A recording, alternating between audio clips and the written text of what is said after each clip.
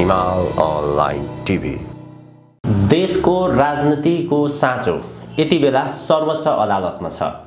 संसद विघटन सदर वा बदरको टुङ्गो कहिलेसम्म लाग्ला?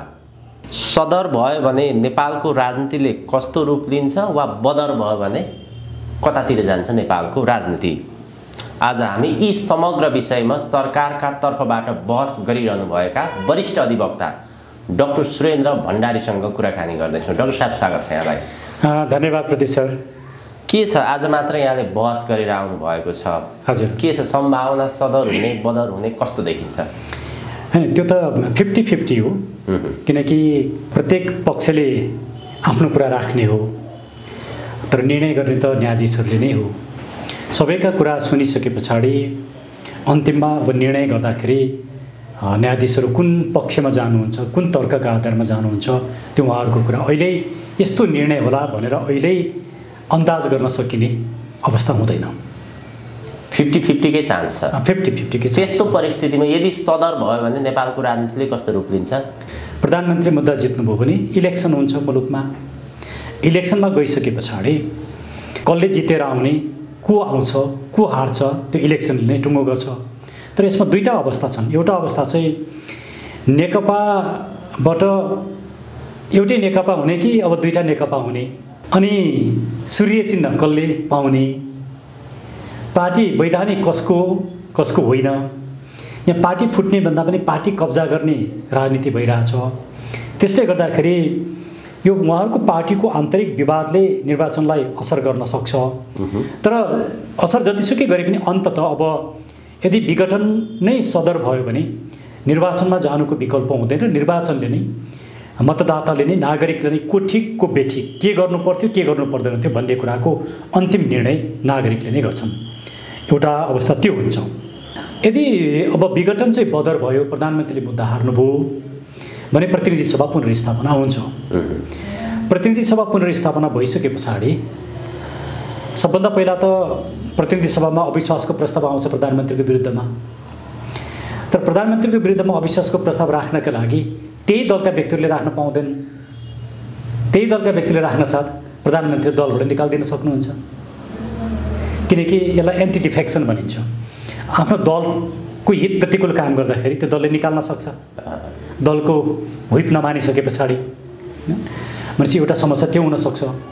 अब मानौँ प्रतिनिधि सभा पुनर्स्थापित भयो, प्रतिनिधि सभाको बैठक पनि बस्यो भने प्रधानमन्त्री ओलीको विरुद्धमा अविश्वासको प्रस्ताव पनि आयो भने प्रधानमन्त्रीलाई हटाएर अर्को कोही प्रधानमन्त्री बन्छ। तर यो अवस्थामा पार्टी नफुटिकन यो मैले सम्भव देख्दिनँ। उहाँहरू पार्टी फुट्ने खेल भन्दा नि पार्टी कब्जा गर्ने खेलमा हुनुहुन्छ। तर समग्रतामा संसद पुनर्स्थापना भए पनि विघटन भए पनि मैले संसद पुनर्स्थापनाबाट समस्याको समाधान देख्दिनँ। किनभने यो मुख्य समस्या चाहिँ राजनीतिक समस्या हो।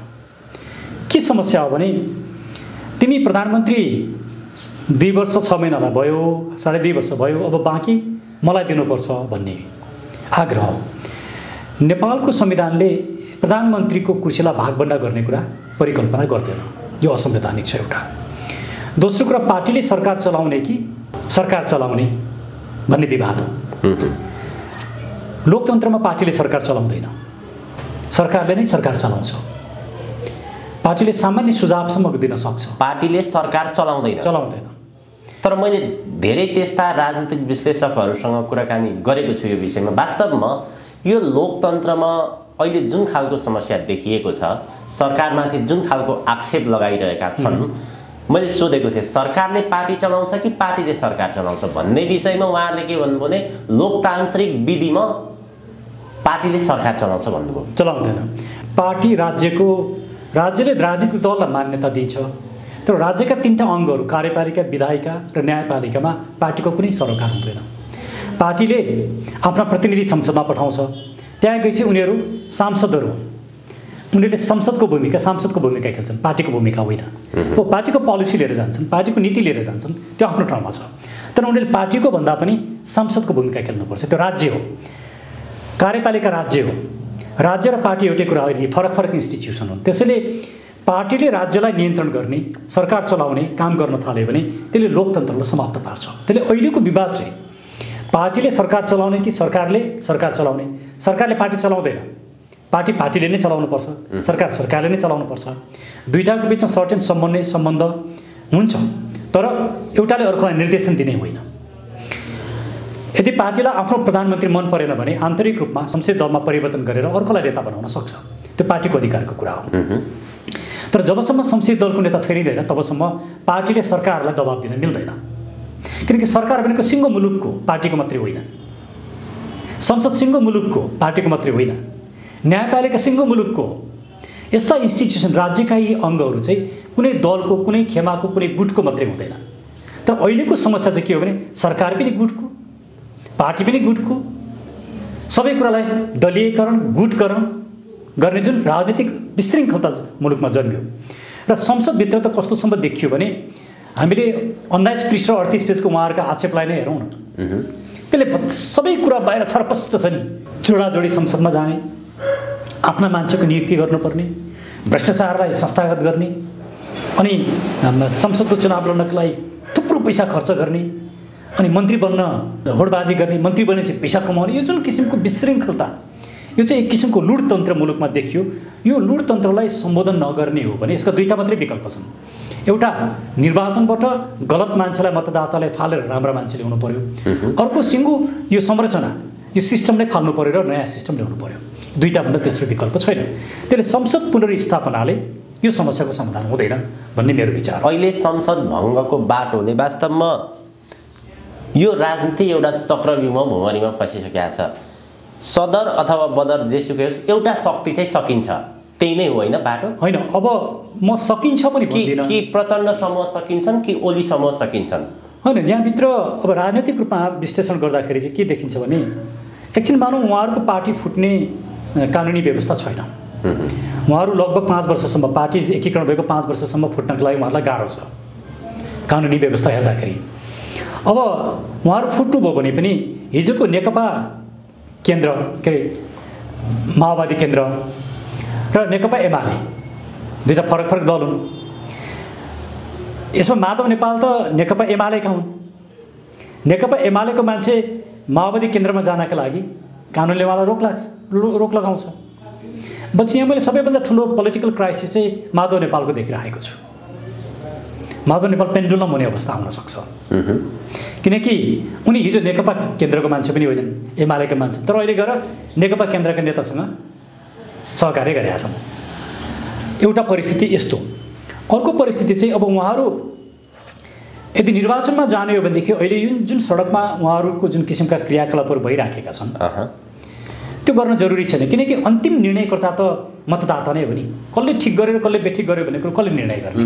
यही विषयमा अहिले माधव प्रचण्ड समूह सडकमा छन् उनीहरू। हजुर, यदि उनीहरूले लाखौँ जनता संसद भङ्गको विरुद्धमा लाखौँ जनता सडकमा उतारे भने, उतार्ने तयारी पनि गरिरहेका छन्, आजै पनि ठुलो कार्यक्रम गरे, त्यस्तो परिस्थितिमा अदालतको निर्णयमा प्रभाव पर्छ कि पर्दैन? पर्दैन। किन पर्दैन भने सडकले संसद पुनर्स्थापना गर्न सक्दैन, त्यो कानुनी व्यवस्था नै छैन। कि त उहाँहरू संविधानभित्र बस्नु पऱ्यो, कि संविधान मान्दैनौँ, यो संविधानलाई खारेज गर्छौँ, यो सिस्टम परिवर्तन गर्छौँ भनेर जानु पऱ्यो। त्यसले माधव नेपाल र प्रचण्डको समस्या के हो भने उहाँहरू संविधानभित्र बस्ने हो भने सडकबाट संसद पुनर्स्थापना हुँदैन, केवल अदालतबाट मात्रै हुनसक्छ। अदालतमा त मुद्दा छँदैछ, सडकमा उहाँहरूले गतिविधि गर्नुको कुनै अर्थै छैन, उहाँहरू एजेन्डा विहीन हुनुहुन्छ।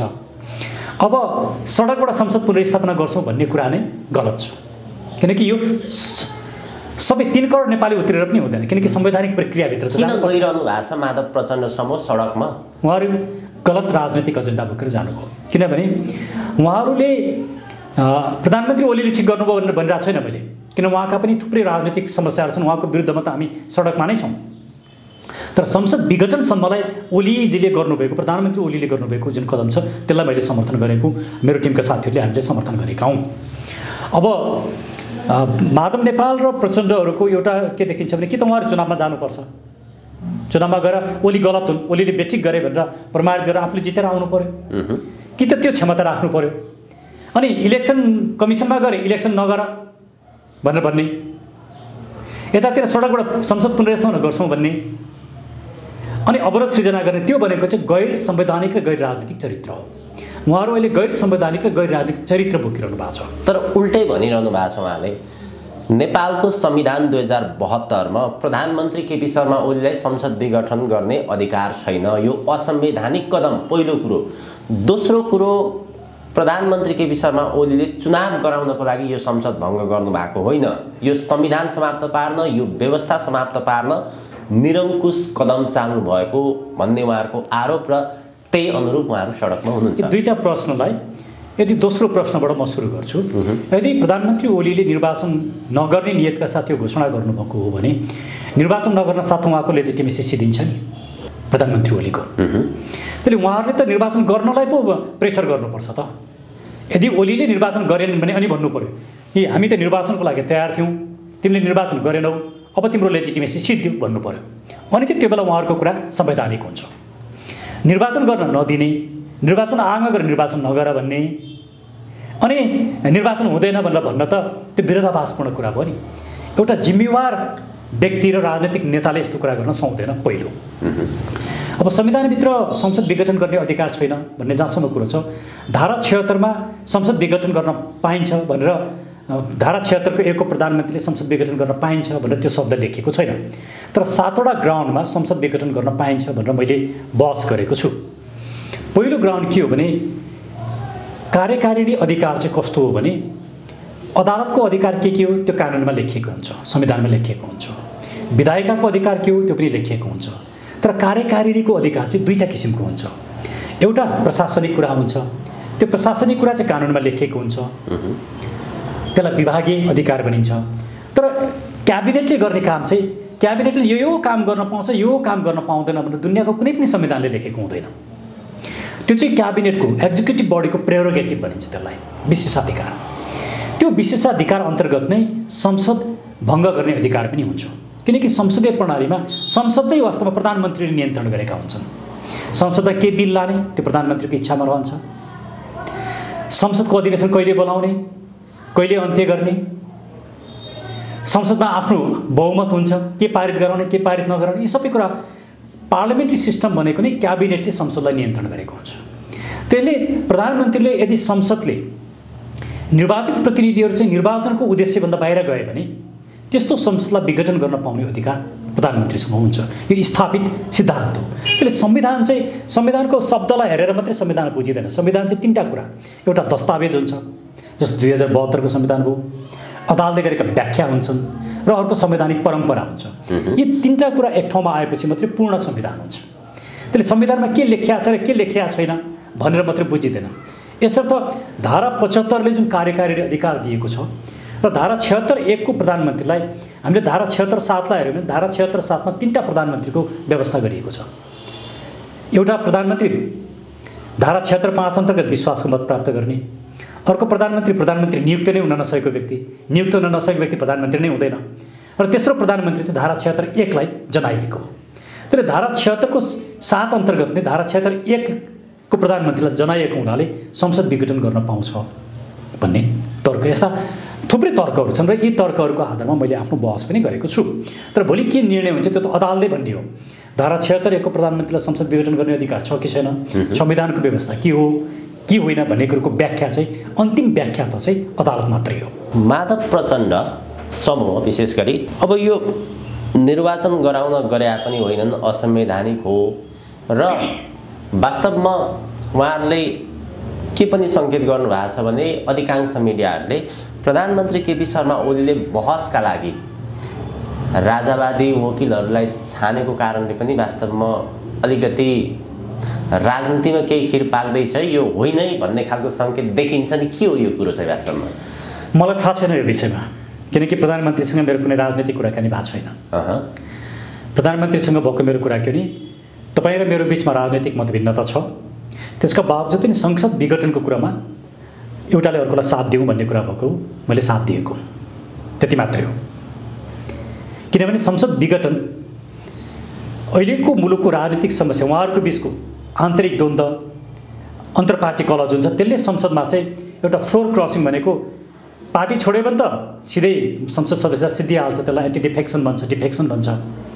हामीसँग एन्टी डिफेक्सन ल छ, तर पार्टी पनि नछोड्ने, त्यो पार्टी को सरकारलाई अपदस्थ गर्न पनि खेल खेल्ने, त्यसलाई चाहिँ फ्लोर क्रसिङ भनिन्छ। अहिलेको समस्या चाहिँ फ्लोर क्रसिङको समस्या हो। फ्लोर क्रसिङ चाहिँ असंवैधानिक कुरा हो। त्यस्तै भोलि यहाँ सांसदहरू किनबेच हुने कुरा हुन्छ आफ्नो पक्षमा ल्याउनलाई। जस्तो अहिले जुलुसै हेरौँ न, मान्छेहरू पैसा किन्ने, पैसामा किनेर जुलुसमा मान्छेहरू ल्याउँछ। बस अहिले भर्खर म देख्दै थिएँ, कति त्यहाँ बसहरू थुपारिएको छ, बसबाट मान्छे बोकेर ल्याएको छ। जबकि हाम्रो कार्यक्रममा आउने मान्छेहरू न हामी बस पठाउँछौँ न किन्छौँ, स्वतस्फूर्त रूपमा मान्छेहरू आउँछन्। त्यस्तो हो नि डेमोन्स्ट्रेसन भने त। उहाँहरू मान्छे किनेर ल्याएर अनि यति मान्छे भनेर देखाउन मिल्छ? उहाँहरूले राजनीति पनि पल्युट गर्नुभयो, सडकलाई पनि बिगार्नुभयो, पल्युट गर्नुभयो। उहाँहरूसँग कुनै राजनीतिक कल्चर नै रहेन रहेछ। उहाँहरूसँग राजनीतिको त्यो भ्यालुज नै रहेन रहेछ। यस्ता मान्छेहरूको हातमा हामीले राजनीति छोडेका छौँ। त्यसले यी सम्पूर्ण मानिसहरूलाई राजनीतिबाट बाहिर पार्नुपर्छ। अब उनीहरूलाई सत्तामा पुर्याउने नै होइन, सत्तामा नपुर्याउनुका दुईवटा मात्रै विकल्प। एउटा आरोप चाहिँ के हो त त्यसो भए? प्रधानमन्त्री केपी शर्मा ओलीले गणतन्त्रको मुद्दा छोडेर राज संस्थातर्फ लाग्नुभयो, उहाँ टाउको जोड्न जानुभयो। त्यो भएन। प्रधानमन्त्री ओली मात्रै होइन, म प्रचण्ड, माधव नेपाल सबैलाई भन्छु, अबको यो मुलुकको राजनीतिक विकल्प भनेको राज संस्थासहितको लोकतन्त्र नै हो। अब हामीले कसैलाई निषेध गरेर यो मुलुकको राजनीतिक समस्या समाधान हुँदैन। तर राजा पनि आफ्नो ठाउँमा आउनुपर्छ। राजाले शासन गर्ने कुरा, राजनीति गर्ने कुरा, राजनीतिक दललाई निषेध गर्ने कुरा राजाले पनि कुरा सोच्नु हुँदैन। त्यसले राजाले नागरिकमा रहेको अधिकार, राजनैतिक अधिकार र सार्वभौम सत्तालाई स्वीकार गर्नुपर्छ र हिजोको रूपमा होइन कि आफू संविधानभित्र र संसदभित्र बस्ने भूमिका स्वीकार गर्नुपर्छ। त्यो भयो भने यो मुलुकले निकास पाउँछ, होइन भने यो मुलुक एउटा पोलिटिकल इन्स्टेबिलिटीतिर गयो, राजनैतिक अस्थिरतातिर मुलुक गयो। यो चाहिँ आजको संवेदनशील अवस्था हो। यो अस्थिरतालाई रोक्नका लागि कि निर्वाचनै चाहिन्छ। अब निर्वाचन यी सबैलाई अहिलेका यी सम्पूर्ण भ्रष्टाचार, राजनीति नै भ्रष्टाचारको अखडा भयो। प्रधानमन्त्री ओलीले पनि राजनीतिले के नामबाट भ्रष्टाचारलाई संरक्षण गर्नुभयो। प्रधानमन्त्री ओलीले पनि यो संविधानले अपेक्षा गरेको कुरा पुरा गर्न सक्नु भएन र उहाँ अहिले धर्मनिरपेक्ष राज्य या गणतन्त्रको पक्षमा या संहिताको पक्षमा उभिनु भएको छ।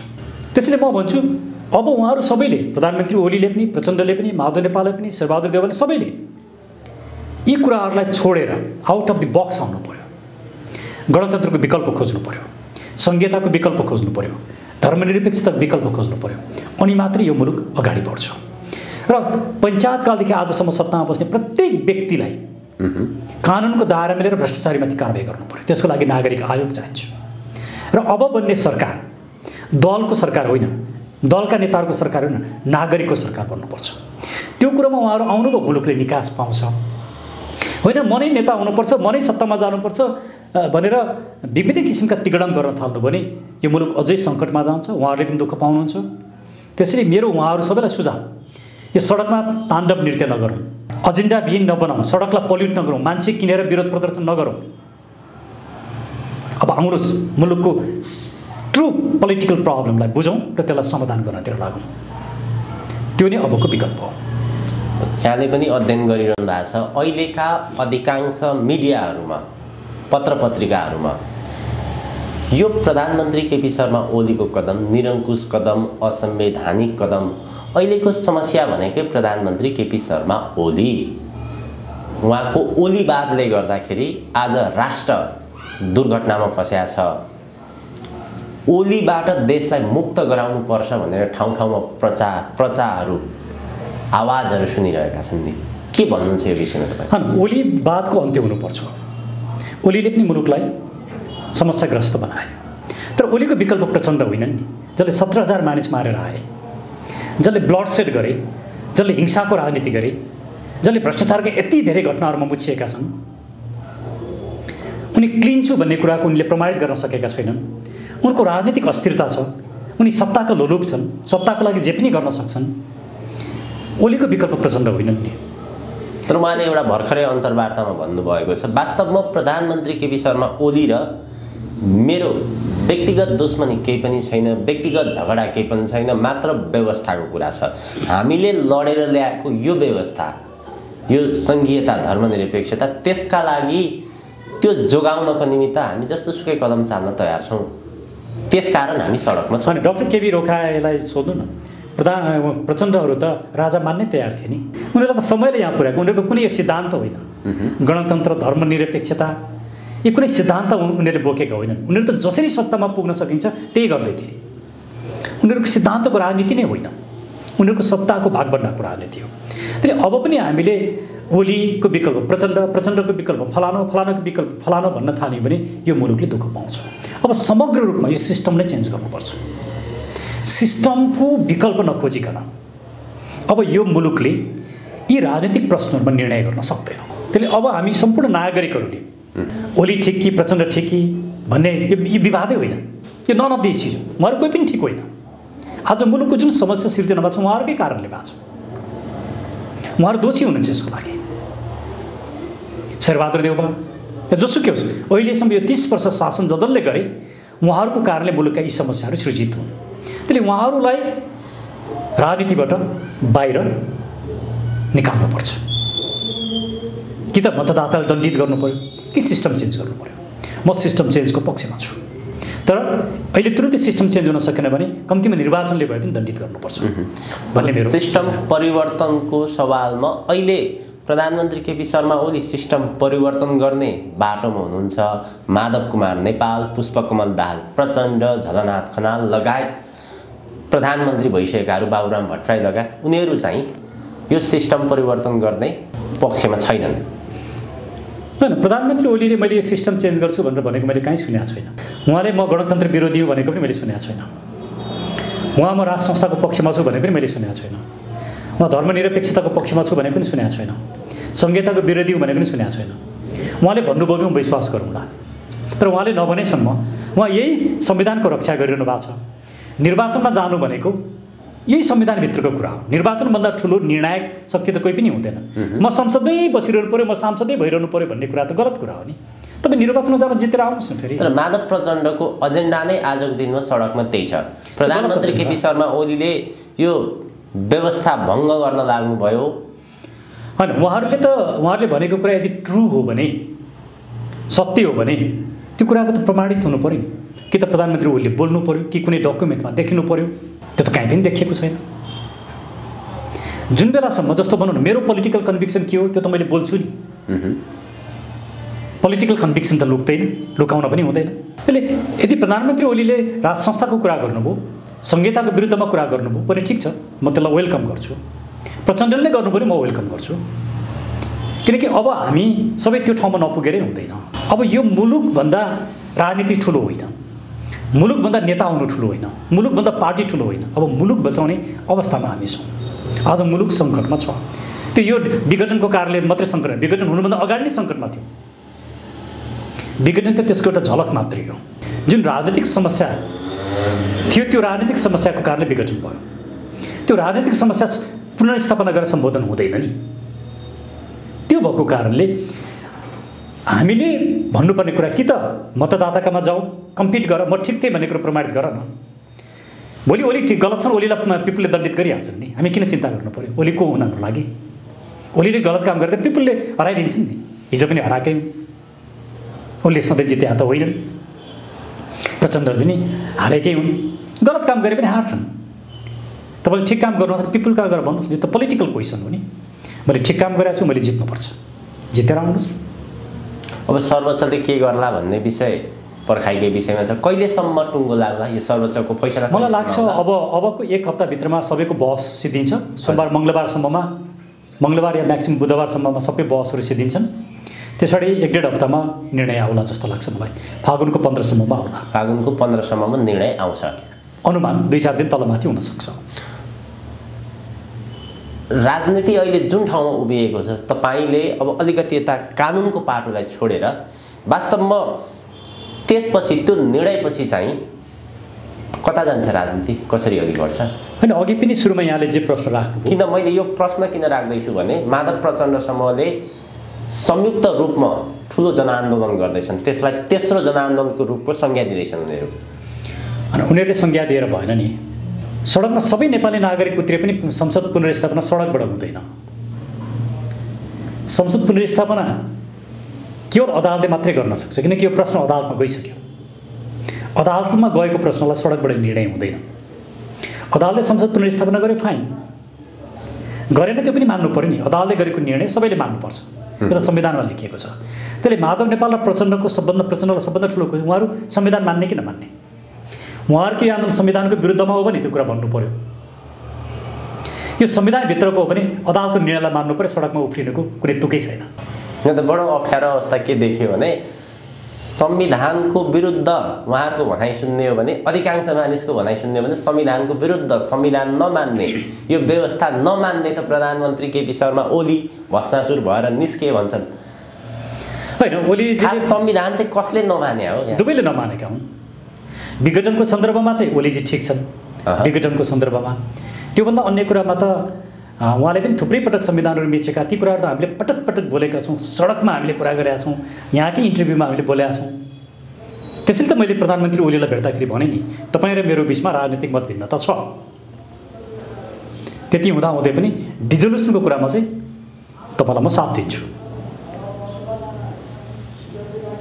यसको अर्थ मैले प्रधानमन्त्री ओलीको तर्फबाट डिजोल्युसनमा बहस गर्नुको अर्थ प्रधानमन्त्री ओलीको राजनैतिक एजेन्डामा मेरो सहमति होइन नि। राजनैतिक विमतिको बावजुद पनि कतिपय कुराहरू गर्न सकिन्छ। अन्त्यमा के हुन्छ अब भन्ने प्रश्न थियो। अब के हुन्छ भने मुलुक राजनैतिक अस्थिरतामा गयो, उहाँहरूले राजनीतिलाई सञ्चालन गर्न सक्नु भएन, सत्ता सञ्चालन गर्न सक्नु भएन, सिस्टम टिकाउन सक्नु भएन। त्यो भएको कारणले अब यो सिस्टमको विकल्प खोज्नुपर्छ। अब सिस्टमको विकल्प खोज्ने दिन आयो। देशको राजनीति त्यतातिर अघि बढ्छ। हस्, अत्यन्त धेरै धन्यवाद यहाँको महत्त्वपूर्ण समय र विचार। यहाँलाई पनि धन्यवाद प्रदीप सर।